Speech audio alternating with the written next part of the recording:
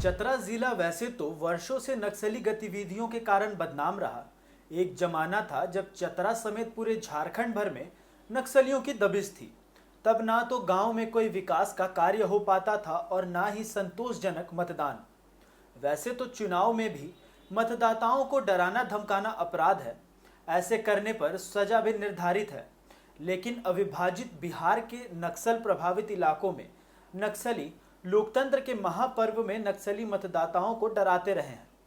लेकिन वक्त के साथ साथ हालात भी बदलते रहे और धीरे धीरे सरकारें नक्सलियों के विरुद्ध अभियान चलाकर उनकी कमर तोड़ने का काम करती रही है। बात है वर्ष 1999 की, जब लोकसभा चुनाव के दौरान चतरा में माओवादियों ने वोट बहिष्कार का फरमान जारी किया था। साथ ही फरमान को नजरअंदाज कर वोट डालने वालों के हाथ काट देने का ऐलान कर दिया था। तब चतरा जिला मुख्यालय से करीब 65 किलोमीटर दूर स्थित तांडवा प्रखंड के कामता गांव निवासी जसमुद्दीन अंसारी ने नक्सलियों के जारी फरमान का बहिष्कार करते हुए लोगों को मतदान के प्रति प्रेरित करने के लिए मतदान को लेकर बनाए गए बूथ में पहुंचकर पहला मतदान किया था। जिसके बाद गांव के अन्य लोगों ने आगे जाकर मतदान किया, जिससे आक्रोशित नक्सलियों ने जसमुद्दीन को आधी रात में उठाकर अपने साथ ले गए थे, जहां नक्सलियों ने जसमुद्दीन का हाथ काट दिया था। चतरा जिले के जसमुद्दीन अंसारी मतदाताओं के लिए रोल मॉडल हैं। साल 1999 में नक्सलियों के फरमान का उल्लंघन कर मतदान करने पर माओवादियों ने उनका हाथ काट दिया था। इसके बावजूद वह डरे नहीं, वह आज भी मतदान में बढ़ चढ़कर हिस्सा लेते हैं, गांव के अन्य लोगों को भी प्रेरित करते हैं। 70 वर्षीय अंसारी कहते हैं कि वोट देने से उन्हें कोई वंचित नहीं कर सकता। जब तक जीवित हूं, राष्ट्र निर्माण के लिए मतदान करता रहूंगा। शायद उस वक्त जसमुद्दीन के इसी जोशीले अंदाज के कारण लोग आज भी वोट के लिए प्रेरित हैं। हमारे साथ हुआ ही कि 1999 में लोकसभा का चुनाव हो रहा था। आज जो है से एमसीसी माओवादी जो है से चुनाव बहिष्कार किया था उस समय, और वही लोग को चलती था। और जो है से हम जो है से पोस्टरबाजी भी किया था कि वोट नहीं किसी को देना है, वोट झूठा है, सरकार वोट लेता है, जनता को जान मारता है। इसलिए वो पोस्टरबाजी किया था और हमने जो है से प्रचार प्रसार किए, मुठभेड़ किए जनता को। हम जा पहला वोट दिए, हमने पीछे जाके सब वोट दिया और हम पर निशाना बना लिया एमसीसी माओवादी बना लिया। और जो है से रात में आपको उठा करके हमको ले गया और हरिजन मोहल्ला में रोड पर में रख लिया, मारपीट भी किया और लकड़ी में जो है सो हाथ रख दिया और हाथ को काट लिया। के बाद जो है से उस समय बिहार सरकार था। बिहार सरकार में जो है से मुख्यमंत्री थे हमारे श्रीमती राबड़ी देवी, और वहाँ क्वेश्चन उठाया गया था कि इनको आशित को नौकरी दिया जाए। जोगेंद्र नाथ बैठा ने उठाया था। वहाँ नौकरी मिली? नहीं मिली है। बोलिए ना, नौकरी आज तक नौकरी हमारा आशित को नहीं मिला, जो हम दर दर भटक रहे हैं। इस बार जो है से श्री माननीय हेमंत सोरेन जी मुख्यमंत्री थे और जो है से किशुन कुमार दास माननीय विधायक किशुन कुमार दास जो है से उठाया क्वेश्चन, और माननीय हेमंत सोरेन जी आश्वासन दिए कि हाँ इनको जो है सो नौकरी दिया जाए। अभी तो कुछ नहीं हुआ है। क्या मांग करते हैं?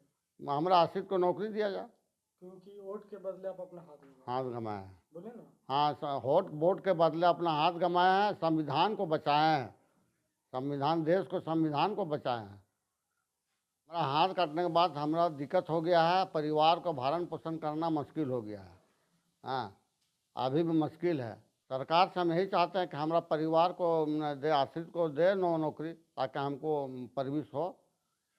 इस मामले में जसमुद्दीन अंसारी के पड़ोसी नाजिर अंसारी बताते हैं कि जब वोट डालने जाने को लेकर जसमुद्दीन को माओवादियों ने हाथ काट दिया था, तब पूरे गांव सहित प्रखंड भर में दहशत का माहौल था।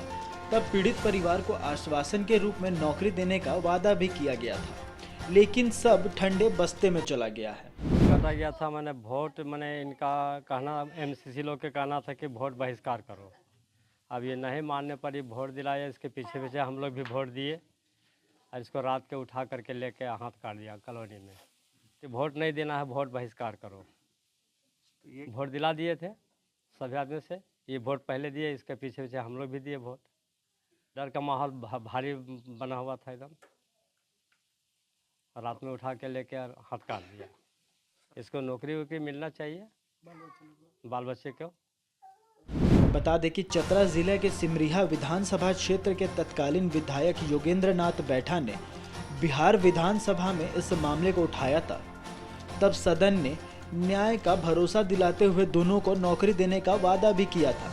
इस बीच झारखंड अलग हो गया, जिसके कारण यह मामला ठंडे बस्ते में चल गया था। झारखंड बनने के 23 साल बाद सिमरिया के विधायक किशोर कुमार दास ने वर्ष 2023 में झारखंड विधानसभा में जसमुद्दीन के मामले को उठाया था, जिस पर राज्य के तत्कालीन मुख्यमंत्री हेमंत सोरेन की सरकार ने आश्रितों को नौकरी देने का वादा भी किया था, लेकिन इस पर कोई भी पहल अब तक नहीं की गई है। इस मामले में जसमुद्दीन के बेटे अनवारुल का कहना है कि मामले की गंभीरता को देखते हुए आश्वासन तो दिया गया था, उस पर कोई पहल नहीं किया गया। नतीजा यह हुआ कि माओवादियों के हाथ काटने के कई सालों तक परिवार चलाना पिता के लिए मुश्किल हो गया था। फिर हम भाइयों ने होश संभाला और मेहनत मजदूरी कर परिवार को किसी तरह गुजारा बसारा करा रहे हैं, लेकिन पिता के साहस के सम्मान को लेकर आज भी मन कचोट ही रहता है। इस समय माओवादियों के द्वारा एक बहिष्कार हुआ और पोस्टरबाजी हुआ था मेरे गांव में। क्या कहा गया था उसमें लिखा हुआ था कि किसी को वोट नहीं देना है, बूथ में नहीं जाना है, अगर जो जाएंगे वो अपना 6 इंच छोटा कराएंगे। उसके बाद मेरे पिताजी सारे गांव वालों को समझाए, प्रचार प्रसार किए वोट देने के लिए, संविधान के लिए। और पहला व्यक्ति मेरे पिताजी है जो सबसे पहले बूथ में गए और इलेक्शन वोट दिए और उसके पीछे सारे लोग वोट किए। उसके बाद माओवादियों ने रात को उठा करके ले गए और मेरे पिताजी का दाहिना हाथ काट दिया गया। पिताजी के हाथ कटने के बाद घर में बहुत सारी परेशानियां हो गई। हम लोग बेरोजगार थे, उस समय रोजगार नहीं था हम लोग के पास और नहीं अभी है, तो बहुत सारा परेशानियां झेलना पड़ा और जो अभी तक हम झेल रहे हैं। और सरकार के द्वारा ये आश्वासन हुआ कि उस समय बिहार सरकार थी, मुख्यमंत्री राबड़ी देवी थी, उन्होंने आश्वासन दिया था कि आपके घर के आश्रित के लिए आपके बेटे को नौकरी दिया जाएगा और पूरा आश्वासन दिया था कि नौकरी होगी। उसके बाद बिहार अलग हो गया, झारखंड अलग हो गया और कुछ दिन पहले ये बात किशोर दास ने विधानसभा में 2023 में उठाई और दोबारा, और मुख्यमंत्री ने हेमंत सोरेन ने आश्वासन भी दिया कि जल्द ही नौकरी दिया जाएगा, लेकिन अभी तक कोई नौकरी नहीं मिला है। क्या मांग करते हैं? मांग यही करते हैं कि हम लोग को नौकरी दिया जाए और जिससे मेरे घर का रहन पोषण हो सके।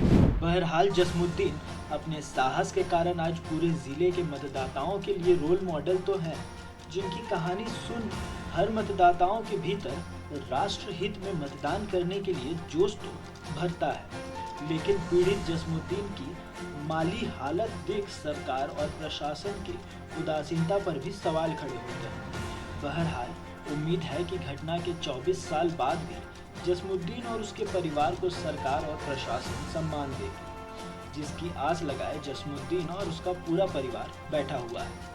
फिलहाल द न्यूज़ पोस्ट में इतना ही। ऐसे ही तमाम खबरें हम आपके बीच लाते रहेंगे। तब तक के लिए देखते रहें द न्यूज़ पोस्ट।